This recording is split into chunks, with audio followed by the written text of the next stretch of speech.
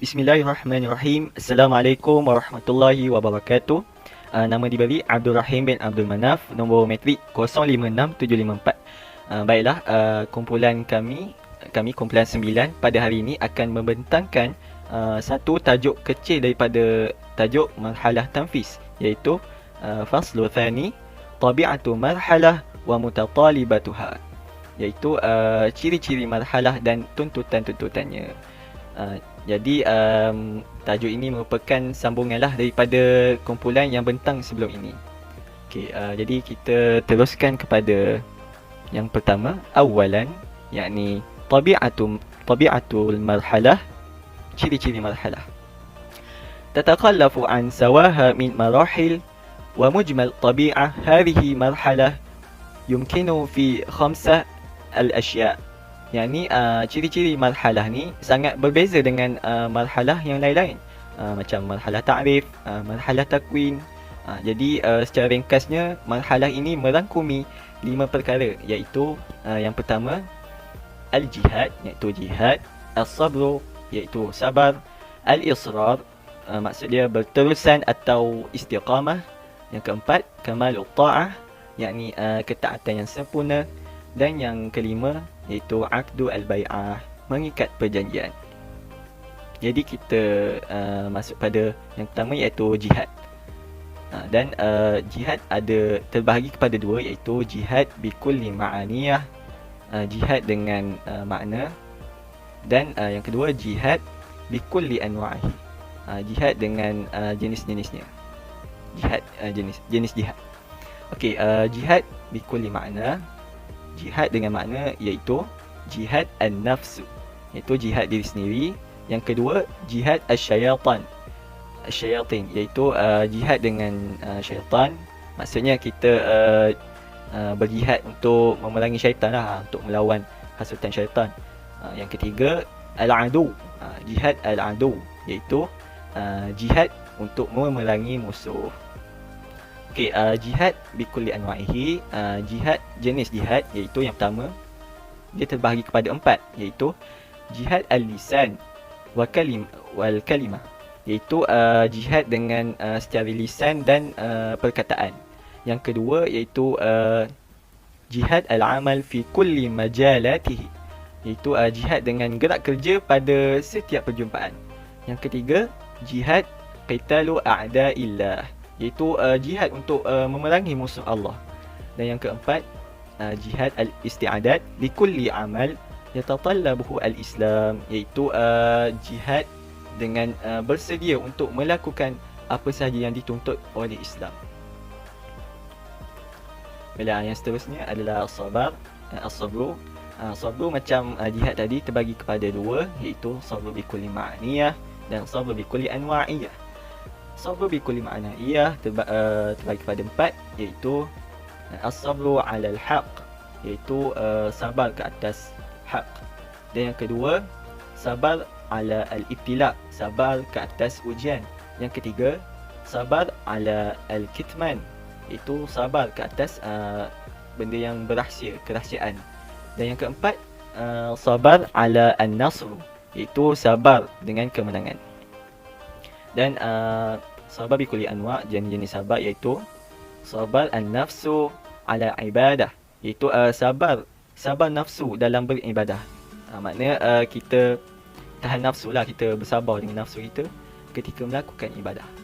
Yang kedua as-sabru 'ala mata'ib al-jad, dalam kurungan al-masabib, iaitu sabar menanggung kesusahan dalam berjihad. Dan yang ketiga as-sabru bermakna adamul jaza', maksud dia sabar dengan makna yang tidak mengharapkan balasan.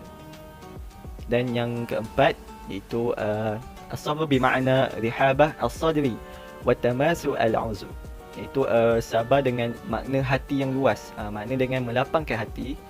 Dan wa tamasu al-'uzur, tiada rasa untuk nak uzur pada diri ni. Macam kita kalau nak tolong orang lain, kita macam tak ada keberatan, tak ada rasa nak uzur, macam malas lah nak tolong kan. Okey, seterusnya al-israr.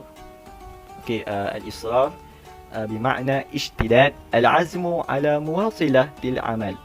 hadhihi min tabi'atil marhalah, iaitu bermaksud istiqamah dalam melakukan gerak kerja dakwah, dan ini merupakan daripada ciri-ciri marhalah. إذ لو فقد الأفراد في هذه المرحلة روح الإصرار والعزم على مواصلة السعي في طريق الحق لفقد العمل الإسلامي, iaitu sekiranya tidak ada individu yang terlibat dalam marhalah ini, iaitu individu yang sentiasa mempunyai semangat dalam suatu gerakan dan yang berazam untuk berterusan dalam menegakkan kebenaran, nescaya tidak terjadi sesebuah gerakan Islam. Maknanya kalau tak ada individu yang macam dia bersemangat untuk memperjuangkan, untuk berjihad, menyebarkan dakwah Islam ni, maka takkan jadi satu gerakan. Maka tak adalah orang atas yang menyuruh kita lah untuk menyebarkan dakwah. Okey. Halli nataij wahia. Okey. Dapat natijahnya di sini adalah an-nasru wa tamkin, yakni maksudnya kemenangan. Dan yang kedua, asyhadati fi sabilillah, ataupun kalau tidak menang di atas dunia, maka mati syahid di jalan Allah. Mati syahid di jalan Allah ni bukan bermakna kita kalah. Walaupun secara zahir kita nampak kalah di dunia kan, tapi sebenarnya kita tetap menang dengan ganjaran syahid di sisi Allah. Okey, yang seterusnya adalah kamalut ta'ah. Qabul al-amru biridha wa sa'adah wa tanfiz bisidqi wa ikhlas wa itfan. Yakni terima segala arahan dengan penuh keridaan dan gembira, dan menunaikannya dengan jujur dan ikhlas. Dan kama abru al-imam al-bana an kamalut ta'ah biqaulihi, seperti yang diungkapkan oleh Imam Hasan al-Banna, iaitu tanfizul amru duna turaddadu, iaitu menunaikan segala arahan tanpa ragu-ragu. Wala muraji'ah, dan tanpa memberi alasan. Wala syak, dan tidak syak. Wala harjun, dan tidak terasa beban. Jadi yang terakhir iaitu aqdu al-bai'ah. Aqdu al-bai'ah bermaksud akad bai'ah, akad perjanjian. Imam Hasan al-Banna telah menyenaraikan rukun-rukun bai'ah kepada 10 rukun, iaitu yang pertama al-fahmu, yakni faham. Yang kedua ikhlas. Yang ketiga al-amal, beramal. Yang keempat al-jihad, berjihad. Yang kelima at-tadhiyah, berkorban. Yang keenam al-ta'ah, taat. Yang ketujuh al-thabat, istiqamah, ataupun kita tetaplah istiqamah tu. Yang ke-8 at-tajarrud, maknanya kita berharap semata-mata kerana Allah Subhanahu wa taala. Dan yang ke-9 adalah al-ukhuwah, bersaudara.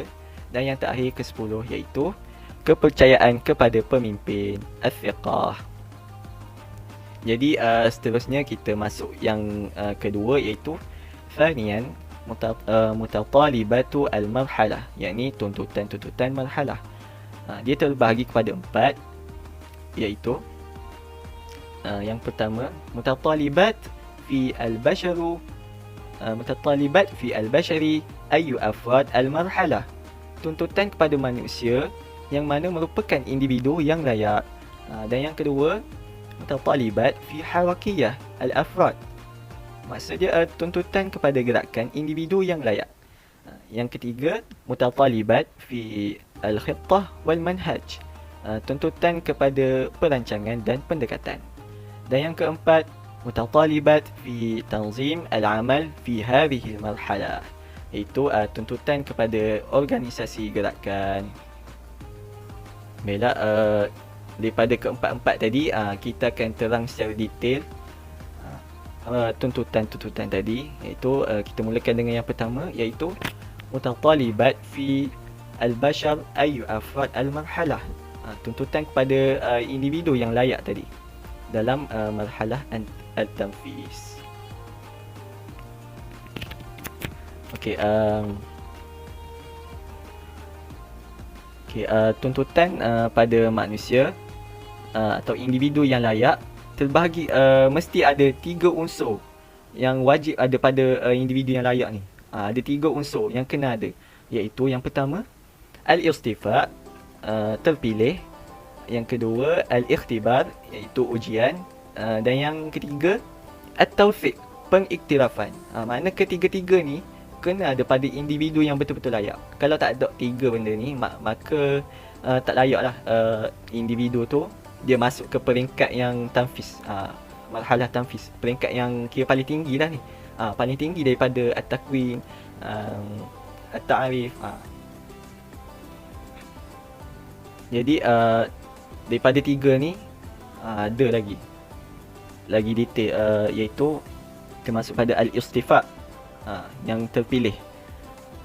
Al-unsur al-awwal istifa, unsur pertama iaitu terpilih. Ada penerangan lagi pasal ni unsur-unsur ni, iaitu poin dia adalah al-istifa bermakna juz'u min manhaj al-Islam fi amal, iaitu dengan makna salah satu bahagian daripada metodologi Islam dalam satu gerak kerja. Fala amal yuaddi ala wajhihi illa an yahdathu lahu wa fihi istifa'u.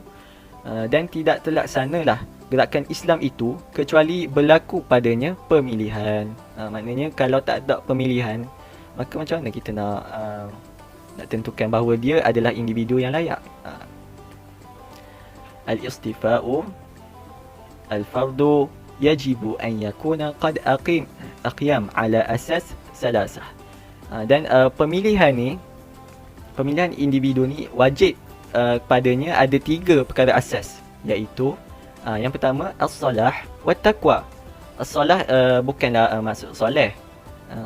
Dia salah, melakukan kebaikan, yang mana kebaikan dia boleh mengajak orang, boleh mengubah orang. Tu maksud as-salah. Wa taqwa, dan bertakwa. Yang kedua adalah al-aqlu wa zakat, iaitu dia mestilah berakal dan cerdik. Tu asas dia, asas yang kedua. Dan yang ketiga, dia mestilah mempunyai kekuatan dan mestilah dia amanah. Jadi inilah tiga-tiga asas yang perlu pada individu yang layak, individu yang terpilih. Dan unsur yang kedua iaitu ujian. Wa na'na bihi al-itma'nani ila an tilka as-sifat allati intaqa ala waqifuha. Dimaksudkan dengan untuk menenangkan hati kepada yang terpilih berdasarkan sifat-sifat tersebut. Maksudkan dengan untuk menenangkan hati kepada terpilih. Maksudnya nak bagi tenang, nak bagi kepuasan hatilah dengan ujian ni, dengan orang yang betul-betul terpilih dengan sifat-sifat tadi. Man yanzimu lil marhala at-tanfis, orang yang terpilih dalam marhala tanfis, rasikhatu fihi, yang sangat mapan dalam keilmuannya, thabitah fi syakhsihi wa khuluqihi wa sulukihi, iaitu teguh dalam peribadi sama ada dalam akhlaknya atau tingkah lakunya. Maknanya nak kita boleh simpulkan di sini bahawa perlunya ada ujian untuk melayakkan seseorang ni, melayakkan individu ni. Kira macam ni lah, kalau orang tu dah berilmu, orang tu dah ada dah ada ciri-ciri yang memang layak, mesti kena ada ujian kat atasnya untuk melayakkan dia. Macam ni lah, kita kita hebat kan, kita bijak. Macam mana kita orang nak tahu kita ni bijak? Dengan cara dia bagi exam kat kita, periksaan, ujian lah. Jadi daripada situ boleh kita tahu daripada ujian tu dia ni memang betul-betul bijak, betul-betul kuat. Jadi itulah maksud unsur yang kedua ni, iaitu ujian, untuk menenangkan hati, untuk memuaskan hati. Anwa'u thalatha min ikhtibarat fi marhalah at-tanfis. Ada 3 jenis ujian pada marhalah tanfis, iaitu an-nazari, secara teori, dan yang kedua al-amali, iaitu praktikal atau gerak kerja, dan yang ketiga al-fanni, secara teknikal. Dan yang ketiga adalah al-unsur al-thalith, iaitu at-tawfiq, pengiktirafan. Jadi sekadar ini saja Dan unsur yang ketiga ni akan diterangkan oleh sahabat pembentang saya yang seterusnya. Wallahualam, sekian daripada itu saja. Assalamualaikum warahmatullahi taala wabarakatuh. Ismi Muhammad Fakri Azam Ramdan, nombor metrik 055078. Terima kasih kepada Abdul Rahim yang telah menerangkan perbincangan sebelum ini. Baik, sebelum saya nak menerangkan perbincangan saya akan menerangkan apa yang akan dipelajari dan apa yang telah dipelajari dan apa yang akan dipelajari. Okey, tajuk kami ada 3 tajuk, iaitu Mutatalibatu al-marhala fi al-afrad, yang kedua Mutatalibatu al-marhala fi harakiyyah al-afrad, yang ketiga Mutatalibatu al-marhala fi al-khatat wal manhaj. Sebentar tadi Rahim sudah pun menerangkan al-unsur awal, iaitu bertajuk al-istifa'un, dengan al-unsur thani, iaitu al-ikhtibar. Kemudian saya akan menerangkan pada tajuk al-unsur thalith al-tawfiq dengan tajuk yang kedua, dan sedikit tajuk daripada tajuk yang ketiga, iaitu at-tawzif. Kemudian akan disambung oleh Wan Muhammad Hafizi, dan kemudian pada tajuk yang terakhir di bawah tajuk Umarisah akan dibentangkan oleh Habibur Rahman. Okey, seterusnya At-Tawfiq, iaitu apa maksudnya ialah pengiktirafan. Oleh itu, kita bermaksud bahawa orang yang dipilih mengikuti kriteria pemilihan, diuji mengikut jenis pengujian dan lulus dengan diberikan ijazah dan pengiktirafan, dan mestilah diterima dari orang yang lebih tinggi daripadanya. Marhalah tanfidh ni ialah orang yang paling tinggi kedudukannya dalam martabat marhalah lah. Sebab apa? Setiap apa dia macam ustaz-ustaz bagi tahu yang marhalah ta'rif tu macam kita kata, yang macam marhalah takwim tu macam ustaz-ustaz, macam lecturer Ustaz Hafiz. Lepas tu yang macam marhalah tanfiz ni macam dekan-dekan, macam TNC, macam tu lah. Okey, dia ada 4 anwa'. Yang pertama ialah keyakinan terhadap keinginan individu untuk bekerja dan sejauh mana komitmennya. Yang kedua, keyakinan terhadap amal dan pekerjaan yang dilakukan. Yang ketiga, keyakinan terhadap individu yang terlibat. Yang keempat, keyakinan dalam kepimpinan.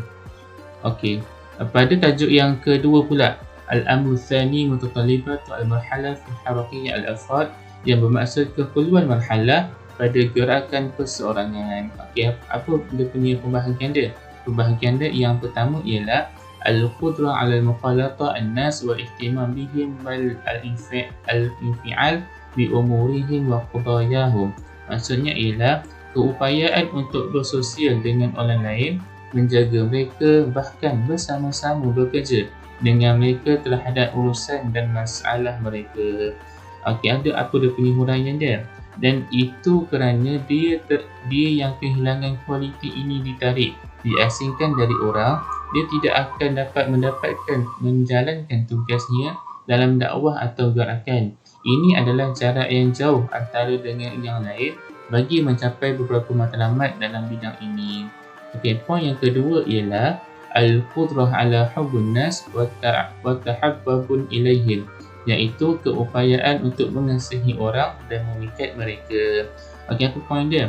Dan itu adalah salah satu sifat asas yang memudahkan pendakwah menyeru kepada Tuhan, mengumpulkan orang untuk kebaikan. Okey, poin yang ketiga ialah hubbul khair linnas, iaitu cintai yang baik untuk manusia. Apa dia huraian dia? Cinta ini untuk kebaikan mereka. Ini adalah asal usul yang sahih dalam sifat mereka yang bekerja demi Islam.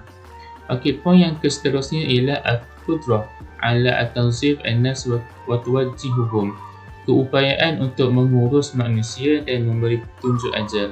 Okey, huraiannya ialah mengatur orang dan mengelaskan dan mengajar mereka apa sahaja yang akan memberi manfaat kepada mereka dalam agama atau urusan duniawi mereka. Okey, poin yang terakhir ialah keupayaan untuk berkorban. Dia punya syarahnya ialah ini kerana seorang pekerja di dalam bidang gerakan Islam mesti berkorban dan berkorban demi orang, malah menyukai pengorbanan ini dan pengorbanan itu. Dan bidang pengorbanan tersebut antaranya ialah jihad, masa, wang, jiwa jika diminta oleh peguam bela yang sah. Okey, tajuk yang ketiga ialah Al-Amr Thalith Mutaqallibat Al-Marhala fi Al-Khatat wal Manhaj, iaitu maksudnya ialah keperluan marhalah dalam membuat perancangan. Okey, dia punya huraian dia ada 3 anwa', ada 3 usul. Ketiga, elemen utama yang layak disebut dalam bab ini yang menjadi perbincangan panjang di dalamnya adalah yang pertama ialah at-tawzif, iaitu pekerjaan atau yang dipanggil sebagai yang diberi tanggungjawab. Lepas tu yang kedua ialah al-mumarasah, berlatih atau membuat. Lepas tu yang ketiga adalah wal-istimrariyah, kesinambungan. Saya akan menerangkan pada bab at-tawzif sahaja. Okey, at-tawzif ni pula terbahagi kepada 5. Yang pertama ialah mafhum at-tawzif, maksudnya akan diberitahu kemudian.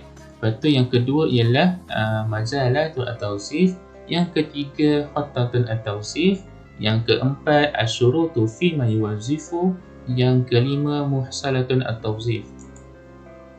Okey, apa maksud yang pertama ialah mafhum at-tawzif, iaitu konsep pekerjaan.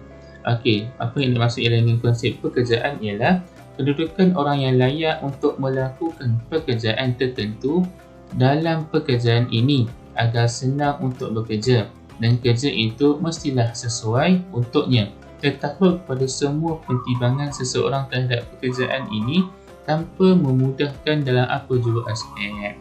Okey, yang seterusnya ialah majalatu at-tawzif, bidang pekerjaan. Apa yang dimaksudkan dengan bidang pekerjaan? Bidang-bidang ini mungkin tidak terbatas pada jumlahnya, kerana pekerjaan pada marhalah tanfiz banyak hingga tidak terbatas, kerana segala yang berkaitan dengan Islam, metodologi dan sistem mesti diperhatikan pada marhalah dalam kedudukan yang paling tinggi dan tepat, iaitu dari latihan yang tinggi. Okay, yang seterusnya ialah Al-Thaniyah Majalatu Al-Tawzif. Okay, Al-Thaniyah ni adalah ada pecahan dia lagi, ada 5 pecahan. Yang pertama, awalan majalatu al-ilmi wa tahsil fi din nafsahu. Yang kedua, majalatu furu' al-ma'rifah. Yang ketiga, majalatu tarbiyah. Yang keempat, majalatu al-hayati al-istima'iyah bi'amatun. Yang kelima, majalatu ihtiyaju al-amal al-islami bi'amatun. Okay, yang seterusnya. Okey, awal majalatu al-ilmi wa tahsil fi din nafsahu. Apa yang dimaksudkan ialah bidang pengetahuan dan pencapaian dalam agama itu sendiri. Dia punya huraiannya ialah bidang ini mempunyai banyak cabang. Kami menyebut beberapa di antaranya berkaitan dengan Al-Quran, ulum Al-Quran, kekhususan dalam ilmu tajwid dan kaedahnya, tafsir, usul fiqh dan i'jaz Al-Quran dan jenisnya. Okey, yang kedua ialah majal furu' al-ma'rifah, bidang cabang ilmu. Dia punya huraiannya ialah ini adalah bidang yang lebih luas daripada yang pertama, di mana ia berkaitan dengan semua ilmu atau pengetahuan. Ia mempunyai kaitan dengan kehidupan seseorang yang berada di bumi, sama ada hubungan ini berkaitan dengan fizikal, rohani atau jiwa. Okay, yang seterusnya ialah majal tarbiyah, bidang pendidikan. Dia punya huraiannya ialah pada perkara ini, walaupun ia adalah cabang ilmu dan pengetahuan, kecuali bahawa ia mempunyai kepentingan khusus, itu mesti dijaga lebih daripada yang lain kerana tugasnya dalam membesarkan generasi dan membentuk masa depan ummah mengikut corak yang diinginkan. Kiranya dalam majal tarbiyah ni, bidang pendidikan ni sangat penting. Sebab apa? Ia memberi kesan pada generasi akan datang. Okay, yang keempat ialah majal hayatu al-istima'iyah bi'amatun, bidang kehidupan masyarakat secara umum. Huraiannya ialah Bidang ini juga bercabang sejauh mana penyelidikan yang dilakukan dan tanpa henti. Ada bidang politik dan ilmu-ilmu serta cabang-cabangnya. Terdapat bidang ekonomi, doktrin, teori, ilmu yang berkaitan dengannya. Terdapat bidang sosiologi dan pengetahuan serta cabang-cabangnya. Kiranya dia punya poin keempat ni semua berkaitan dengan apa yang ilmu yang terdapat kat bumi ni. So kita dalam peringkat marhalah tanfiz ni kena pelajari lah dan membuat penyelidikan. Okey, yang terakhir ialah al-majalatu ihtiyaju al-amal al-islami bi'amatun. Isyarahnya ialah bidang dakwah tahapnya dan keperluannya setiap peringkat, dan bidang pergerakan, sifat dan gangguannya, bidang pertubuhan, perancangan dan cara organisasi, dan bidang pentadbiran yang merangkumi koorganisasi antara perbendaharaan kata keseluruhan kerajaan Islam. Okey, yang seterusnya ialah Al-Thalithah Khatatun At-Tawzif. Apa ni maksudkan? Ialah pelan pekerjaan. Okey, pelan Khatatun At-Tawzif ni terbahagi kepada banyak, saya akan bincangkan. Okey, yang pertama ialah tahdid al-ahdaf, menetapkan matlamat. Okey, menetapkan matlamat ni ada 7. Yang pertama, mengamalkan nilai dan adab Islam secara praktikal. Yang kedua, tingkatkan tahap persaudaraan kerana Allah dan mempraktikannya. Yang ketiga, mendalami kesucian rohani dalam diri individu. Yang keempat, aspek ketenteraan yang mendalam dalam diri individu. Yang seterusnya, kekuatan menyampaikan kebenaran dan kesabaran. Yang seterusnya, berusaha memenuhi keperluan masyarakat. Dan yang terakhir, terus melakukan pada peringkat sebelum-sebelumnya. Okey, seterusnya ialah tahdid al-wasail. Okay, tahdid wasail pula terbahagi kepada 4. Okay, apa yang pertama ialah al-mukhayyam, iaitu camp. Apa huraiannya ialah, dan apa yang diberikan kaedah ini dari segi latihan praktikal untuk mempraktikkan kehidupan Islam siang dan malam. Yang kedua, ad-daurah, iaitu kursus. Apa huraiannya ialah kajian khusus intensif yang ditawarkan meliputi banyak keperluan ilmu pengetahuan dan teknikal. Dan yang ketiga, pembacaan, dan apa yang ditawarkan dari segi pengisian jiwa, dari segala kekotoran yang menghalangi dari menciptai kerja, cinta kesungguhan dan cinta segalanya. Dan yang terakhir, rihlah perjalanan, dan apa yang ditawarkannya dari membiasakan diri untuk menanggung kesusahan. So, itu sahaja daripada saya. Tajuk ini dan seterusnya akan dibincangkan oleh Wan Muhammad Hafizi. Sekian, Assalamualaikum warahmatullahi taala wabarakatuh. Assalamualaikum warahmatullahi wabarakatuh. Nama saya Wan Muhammad Hafizi bin Ghazalizan, nombor metrik 056268. Saya akan menyambung pembentangan daripada kawan saya, Tahdid al-Afrad. Ini adalah sebahagian daripada perancangan dan kelengkapan yang lengkap, dan definisi ini tertakluk kepada apa yang telah kami nyatakan sebelumnya mengenai syarat-syarat tausik dan mufradatnya. Tahdid al-Afrad ini dengan erti kata lain bermaksud siapa yang hendak bekerja ataupun seorang pendakwah itu mencari orang-orang untuk bekerja di bawahnya sebagai orang bawahan untuk membantu pendakwah ini menyebarkan agama Islam dalam dakwahnya. Dan seterusnya, yang terakhir, tahdid al-amal, yang bermaksud dalam erti bahawa ia adalah perencanaan yang lengkap agar ada peta kebutuhan yang dikaji dengan teliti, di mana tindakan yang diperlukan ditentukan dalam kerangka interim mereka. Tahdid al-amal ini bermaksud tindakan ataupun langkah yang perlu diambil oleh para pendakwah dan organisasi dakwah dalam menyebarkan dakwah mereka.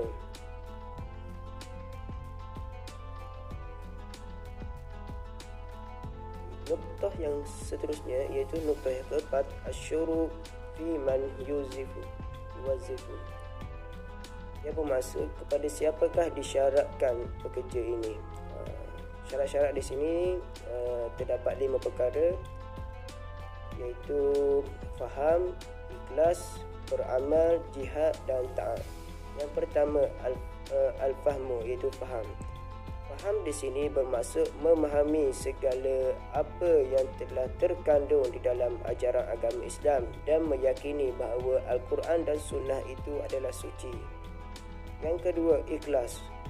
Kebenaran segala sesuatu lebih rendah daripada Tuhan, dan Imam mengatakan di dalamnya ia bermaksud saudara Muslim melalui kata-katanya dan para pekerjanya dan seluruh jihadnya demi Tuhan mencari keredaannya dan kebaikan ganjarannya. Ikhlas di sini bermaksud melakukan sesuatu pekerjaan tanpa mengharapkan apa-apa pun balasan. Yang ketiga, al-amal. Al-amal ini dapat dibuktikan dengan amalan yang cuba untuk membaiki diri sendiri ke arah yang lebih baik, membentuk masyarakat Islam dan membantu dalam membentuk sebuah kerajaan yang mengamalkan pemerintahan dan perundangan berasaskan agama Islam. Yang keempat, jihad. Jihad di sini terbagi kepada 3, musuh yang nyata, syaitan dan diri sendiri. Musuh yang nyata di sini bermaksud musuh yang jelas menentang apa yang diperjuangkan oleh ajaran agama Islam. Yang kedua, syaitan. Syaitan adalah makhluk yang telah dijadikan oleh Allah Subhanahu Wa Taala untuk menghasut para manusia ini untuk jatuh ke jurang api neraka. Yang ketiga, diri. Diri ini merujuk kepada hawa nafsu yang terdapat dalam diri manusia. Yang terakhir iaitu ta'ah. Ini adalah penyerahan kepada apa yang diperintahkan Tuhan dan penyelesaian dari apa yang melarangnya. Taat di sini bermaksud iaitu melakukan segala perkara yang telah diperintahkan oleh Allah Subhanahu Wa Taala dan meninggalkan segala bentuk kemungkaran yang telah dilarang olehnya. Nuktah yang seterusnya adalah musilah at-tawzih. Musilah at-tawzih ini, siapakah orang yang mendapat tanggungjawab ini? Sekiranya pengambilan dilakukan dengan betul dan konsepnya lebih jelas dan terkenal, ia diracam dengan rapi, objektifnya ditentukan, syaratnya terperinci dan ciri-ciri penting orang yang diambil bekerja dikumpulkan. Di sini bermaksud orang yang layak untuk bekerja pada bahagian ini adalah seperti 5 perkara tadi lah, iaitu faham, ikhlas, faham, ikhlas, jihad, taat dan beramal. Ini adalah hasil usaha, hasil kerja ataupun hasil pekerjaan, dan itu adalah kejayaan dan dokumentasi dengan belas kasihan Tuhan yang Maha Penyayang. Anasir yang kedua iaitu al-mumarisah. Al-mumarisah ini bermaksud praktikal. Yang pertama kita pergi iaitu mafhum al-mumarisah. تطبيق العمل للافتراضات النظرية بمعنى المنهج الإسلامي ونظامه في الحياة. Penerapan praktikal dari andaian teori dalam arti bahawa kaedah dan sistem Islam adalah kehidupan. Di sini bermaksud praktikal ini menyatakan bahawa mempraktikkan segala apa yang telah dipelajari daripada marhalah sebelum ini dan mengamalkan apa yang telah diwajibkan dalam ajaran agama Islam. Manhaj Islam di sini terbagi kepada 2, iaitu fil hayah dan bizzat. Manhaj al-Islam fil hayah fa inna al-mumarisa allati haddasat lahu ala fitrati tawilah min at-tarikh. Manhaj al-Islam bizzat qad ta'arrud li hadhihi al-imtihanati mararan fi hayati al-muslimin. Pendekatan Islam terhadap kehidupan, amalan yang berlaku padanya dalam jangka masa panjang sejarah. Fitrah sebelum ni dah manusia dalam menjalani kehidupannya yang tak lari dah lah. Pendekatan Islam dalam kehidupan ni. Itu bizat pula kaedah Islam khususnya telah menjalani hujah ini berulang kali dalam kehidupan seorang Muslim, iaitu mempunyai pengalaman lah dalam menjalankan tugas-tugas dakwah ni. majalat al-mumarisah asasiyat tamdi fi tiyariha wala tatammu al-mumarisah fi suwaritiha al-matlubati wa illa iza irtibat biwahidi min hazil majalati aw aksari. Adalah mustahak agaib jalan ke arahnya dan praktik ini tidak berlaku dalam bentuk yang diperlukan kecuali jika berkaitan dengan satu ataupun lebih bidang ini. Untuk bahagian majalah praktikal ini terbahagi kepada 4 perkara utama. Yang pertama al-amal, yang kedua at-tadhiyah, yang ketiga al-ukhwah dan yang terakhir as-siqah. Yang pertama iaitu al-amal, iaitu kerja ataupun amalan. Terbahagi kepada 2 yang utama iaitu amali jama'i, amali faradi. Kerja individu, kerja berpasukan. Kerja individu adalah kerja yang dilakukan oleh hanya satu manusia. Amali jama'i iaitu kerja berpasukan, iaitu suatu kerja yang dilakukan dalam kelompok yang besar yang melebihi satu orang. Dalam peringkat pekerjaan ini terbahagi kepada 3 yang utama iaitu al-amal al-mustawa al-fardi wal-bait wal-mujtama', iaitu bekerja di peringkat individu, rumah dan komuniti. Yang kedua an-nawsani iaitu al-amal al-mustawa al-ummah al-islamiyah, bekerja di peringkat umat Islam. An-nawsali al-amal ala al-mustawa al-alim kullihi, iaitu bekerja di seluruh dunia. Pekerjaan-pekerjaan ini dilakukan oleh seseorang itu bersesuaian dengan tahapnya, iaitu tahap ilmuannya dan tahap kefahamannya bersesuaian dengan tahap-tahap tersebut. Yang kedua tadhiyah, iaitu pengorbanan. Pengorbanan di sini bermaksud sedia mengorbankan jiwa, harta dan segalanya semata-mata untuk Allah Subhanahu Wa Taala. Yang pertama al-awwal hubbu ad-dunya atau hubbu an-nafsi wal walad wal mal, iaitu cinta dunia yang bermaksud cinta pada diri sendiri, anak-anak dan wan. Prinsip asasnya adalah bahawa iman melindungi jiwa seorang Muslim. Kepercayaan bahawa Tuhan lebih berhak atas cinta diri wan dan anak, bahawa orang yang beriman itu sama seperti cinta kepada Tuhan dan Rasulnya. Cintanya di sini bahawasanya mencintai Tuhan dan Rasul melebihi segala perkara yang lain. Yang kedua as-sani al-khawf min faqad asbab ar-rahah wal mit'ah, iaitu takut kehilangan keselesaan dan kesenangan, bahawa seseorang secara keliru membayangkan bahawa orang lain mempunyai cara dan alasan dengan mana mereka memperoleh kesan hidup dan dunia adalah orang yang bahagia. Sekian sahaja daripada saya. Tangan seterusnya akan disambung oleh rakan saya. Terima kasih. Assalamualaikum warahmatullahi wabarakatuh. Saya akan menyambung pembentangan daripada sahabat saya dan saya akan menerangkan tajuk al-ukhwah, iaitu persaudaraan. Saudara adalah penyertaan orang lain menerusi kelahiran yang sama, iaitu adik-beradik atau dari sebab penyusuan. Dan lafaz saudara itu juga meliputi dalam semua aspek kepada penyertaan orang lain, sama ada disebabkan oleh faktor agama, suku keturunan, kasih sayang, sifat ataupun muamalah. Ayat di bawah ini menunjukkan pembahagian persaudaraan atas dasar berikut. Yang pertama, atas dasar persaudaraan dalam keturunan. Fa in kanat lahu ikhwah. Yang kedua, persaudaraan atas dasar agama. Innamal mu'minuna ikhwah. Dan yang ketiga, persaudaraan atas dasar sifat kekafirannya. Wala takunu kalladzina kafaru wa qalu li ikhwanihim idza darabu fil ardi aw kanu ghuzwa. Agama Islam telah membina keseluruhan dimensi moral dan budaya, iaitu peradaban, pada 2 elemen asas ini. Yang pertama dari sudut keimanan kepada Allah Subhanahu wa taala menerusi ayatnya yang berbunyi Ya ayyuhalladzina amanu taqullaha haqqa tuqatih wa la tamutunna illa wa antum muslimun.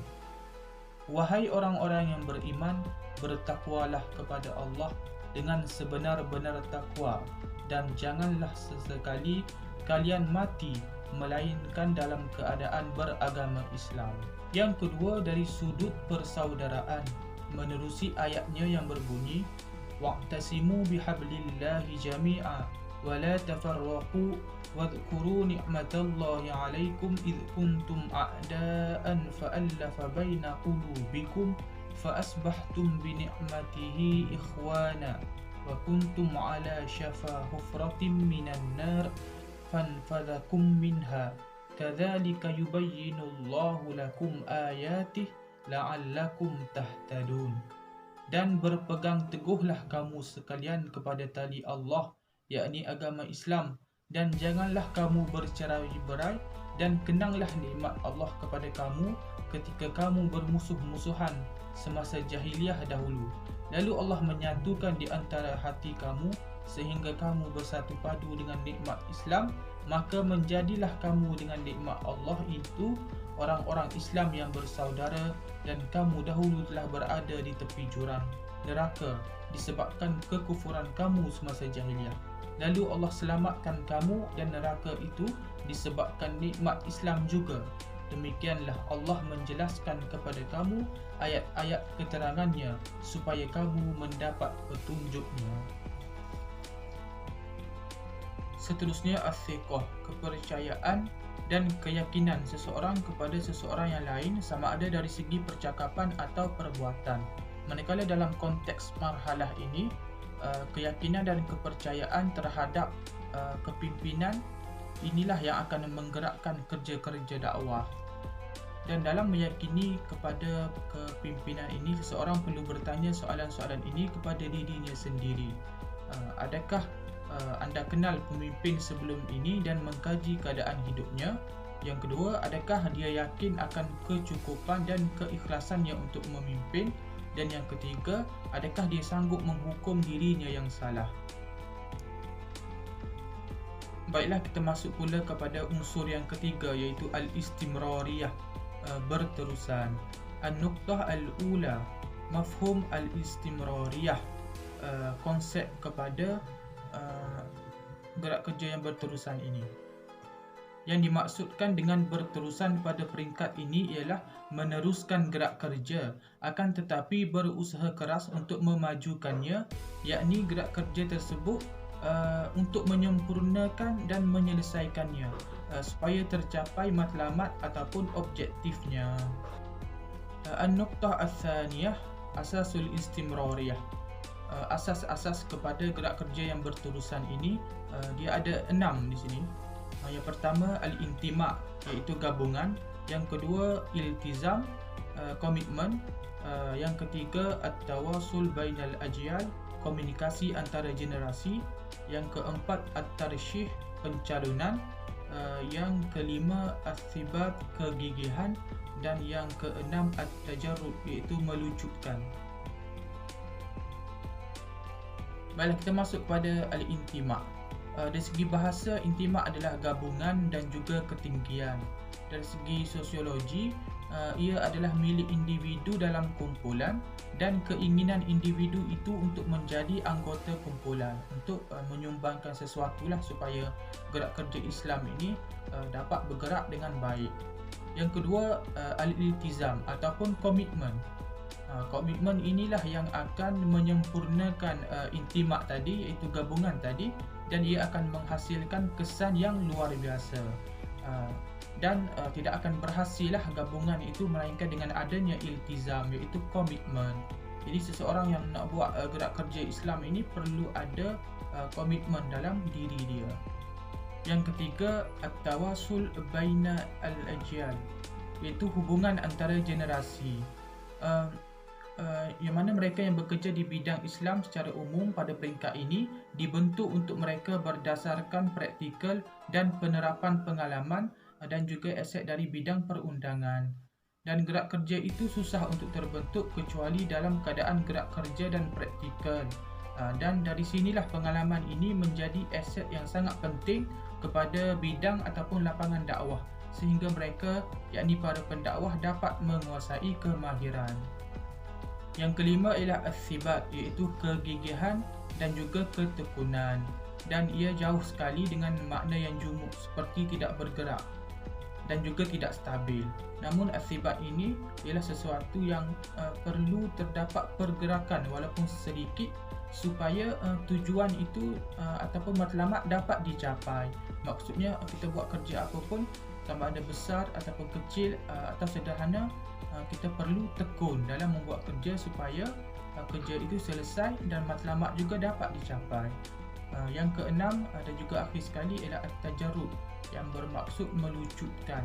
Tajarrud dari segi bahasa, dia menanggalkan pakaian atau apa yang dipakainya dan menanggalkan perintah, iaitu dia menanggalkan semua yang dapat menghalangnya untuk menggunakannya.